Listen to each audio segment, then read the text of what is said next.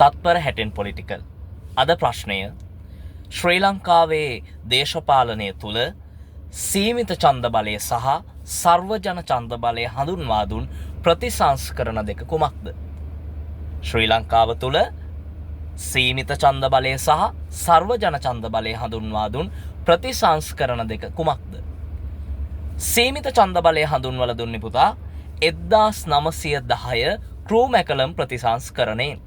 සීමිත ඡන්ද බලය 1910 ක්‍රූ මැකලම් ප්‍රතිසංස්කරණය. සර්වජන ඡන්ද බලය හඳුන්වලා දුන්නේ 1931 ඩොනමෝර් ප්‍රතිසංස්කරණය. සර්වජන ඡන්ද බලය හඳුන්වලා දුන්නේ 1931 ඩොනමෝර් ප්‍රතිසංස්කරණය.